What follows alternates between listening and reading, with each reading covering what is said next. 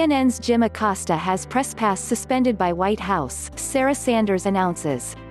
Chief White House correspondent Jim Acosta's press pass to access the White House was suspended until further notice Wednesday, hours after he engaged in a contentious back and forth with President Trump.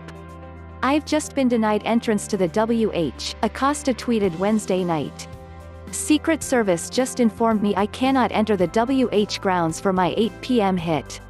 White House Press Secretary Sarah Sanders confirmed Acosta's tweet in a statement, claiming the suspension of his press credentials stemmed from his placing his hands on a young woman just trying to do her job as a White House intern.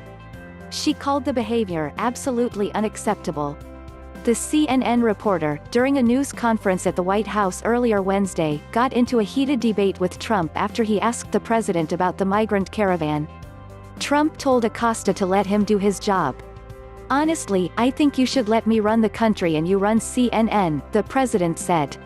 The reporter tried to ask him another question before a female White House aide walked over to him. Trump then told him, "That's enough." Acosta continued to try to talk as the intern was seen trying to take the microphone from his hand. She grabbed the microphone but Acosta wouldn't give it up and there was brief contact between the two. Sanders, in a statement, which Acosta later labeled a lie, said that President Trump believes in a free press and expects and welcomes tough questions of him and his administration. Contrary to CNN's assertions, there is no greater demonstration of the president's support for a free press than the event he held today. Only they would attack the president for not being supportive of a free press in the midst of him taking 68 questions from 35 different reporters over the course of an hour and a half, including several from the reporter in question, Sanders said. The fact that CNN is proud of the way their employee behaved is not only disgusting, it is an example of their outrageous disregard for everyone, including young women, who work in this administration, she added. CNN said Wednesday night that Acosta's suspension was done in retaliation for his challenging questions at today's press conference and claimed Sanders lied in her explanation of what unraveled. She provided fraudulent accusations and cited an incident that never happened, CNN said. "This unprecedented decision is a threat to our democracy and the country deserves better. Jim Acosta has our full support." The White House Correspondents Association in a statement called the move unacceptable and urged the White House to immediately reverse this weak and misguided action. Trump and Acosta often clash at press conferences.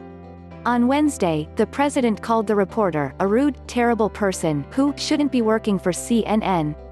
"I tell you what, CNN should be ashamed of itself having you work for them," Trump told Acosta. "The way you treat Sarah Huckabee Sanders is horrible. And the way you treat other people is horrible.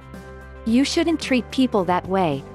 CNN fired back on Twitter, calling Trump's attacks on the media un-American, and fellow White House reporters backed Acosta.